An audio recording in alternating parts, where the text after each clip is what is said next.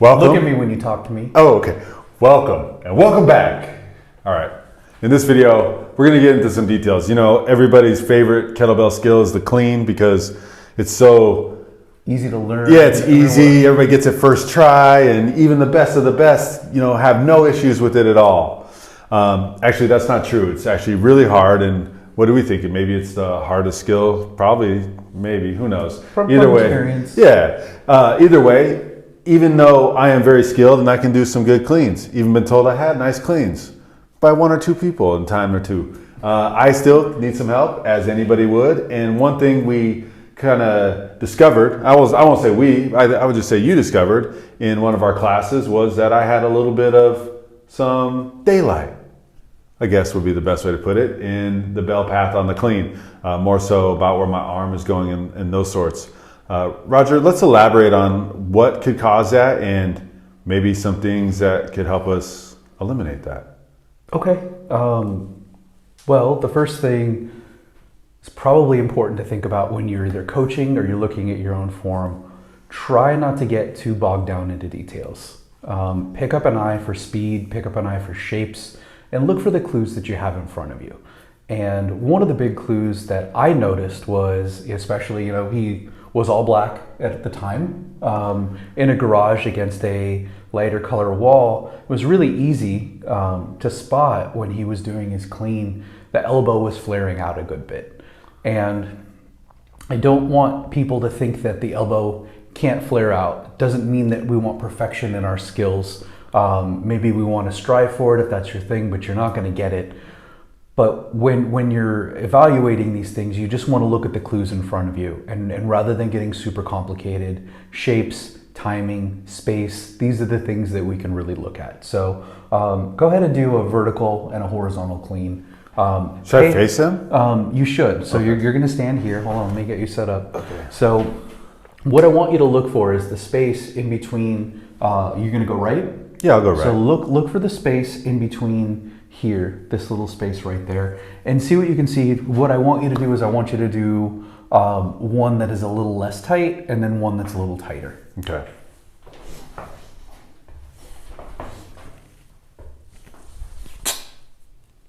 Those are awful. That was less tight. Is that better? I couldn't see. Yeah, it felt better. Okay. Okay, go horizontal now.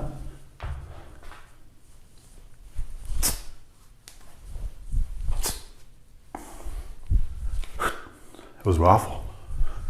On purpose. Okay. Did you do a good one too? Yeah, I think I did a couple good ones. Okay. Well, you be the judge. we'll Put it in the comments and don't try and troll me, all right? Because I don't fall for that crap. So the first thing I saw is, again, I just spotted a gap. Now, does that mean there's a problem? Absolutely not. It just means there's something that I can look at. So one of the first things I want to do when I'm working with someone is I want to see what their, we call it rehearsal. What is your baseline physiological capacity?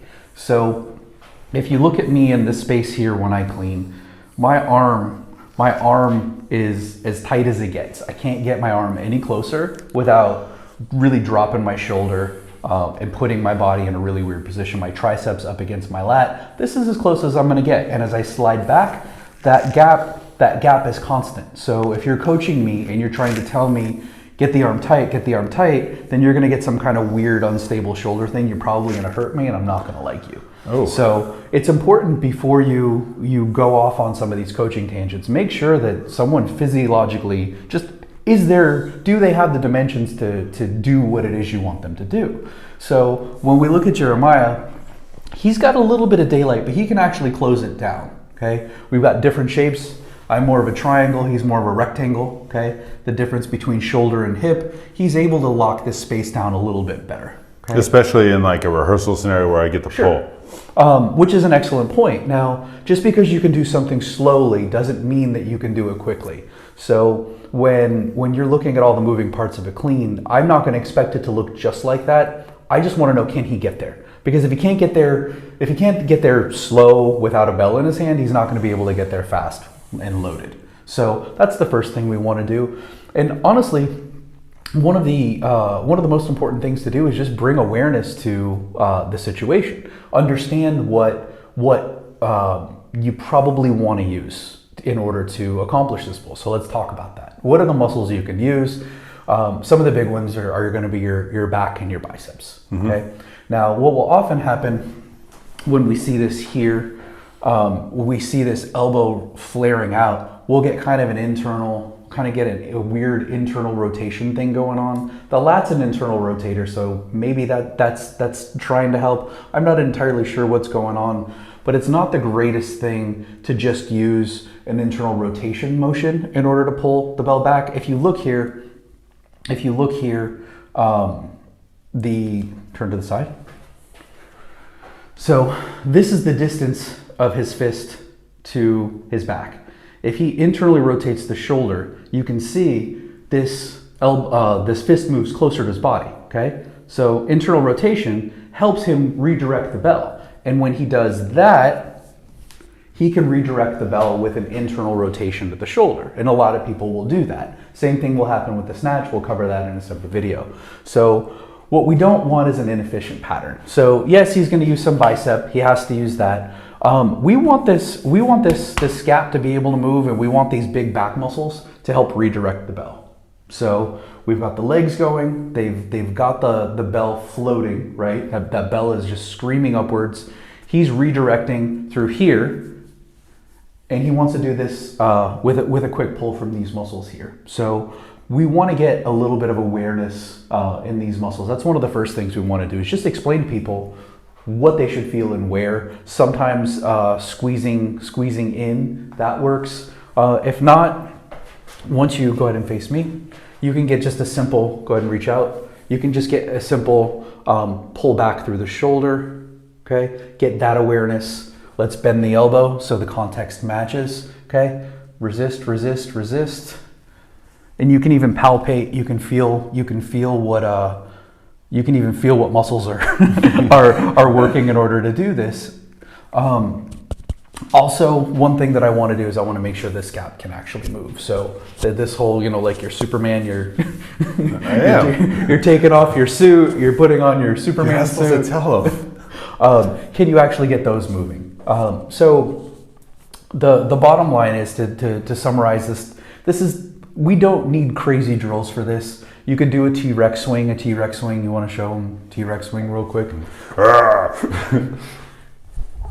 So just practicing keeping the arm close, learning how to control the bell without letting the arm go out too far. That's a T-Rex swing. It's pretty simple.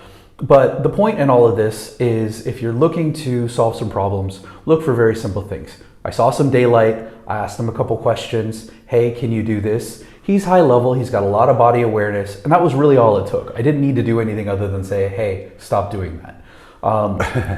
The reason why we may not want it, and it may not be the case, but we don't want an internal rotation pattern to redirect the bell. We want a pulling pattern to redirect the bell, whatever it is, whether you're using your bicep, back, whatever. So we want to explain to people what we want them to use.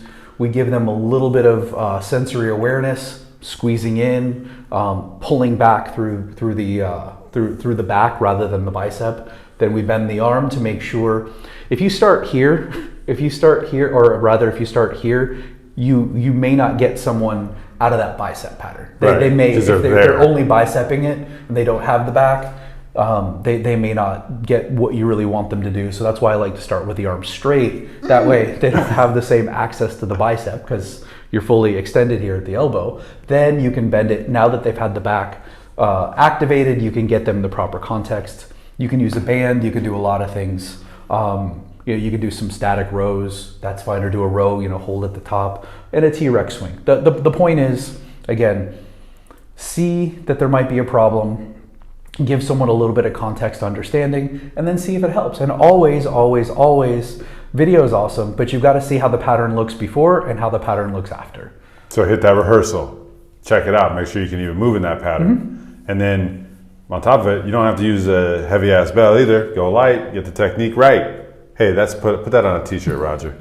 And that's exactly what he did. As soon as he realized that there was something maybe to clean up, he got a lighter bell. He didn't need to get a lighter bell, but he got a lighter bell, he cleaned it up, And it was a really simple fix. So don't be afraid to bell down. Don't be afraid to take feedback. We give each other feedback all the time. It's very helpful. That's how you get better. Straight up. All right? Cool. Cool. All right, clean up your clean, no doubt. Hey, download Bells by Iron Revival. It's free, and it's for you. Built by us, real life kettlebell coaches. It's great for coaches, it's great for students. And watch more of our videos. And if you like what you hear, you want to learn something, comment. And that's a lot of asks. So if you pick one, we'll be happy. If you pick none, we're still genuinely happy. So be it. Thanks anyway. Yeah, thanks for watching. Stay strong.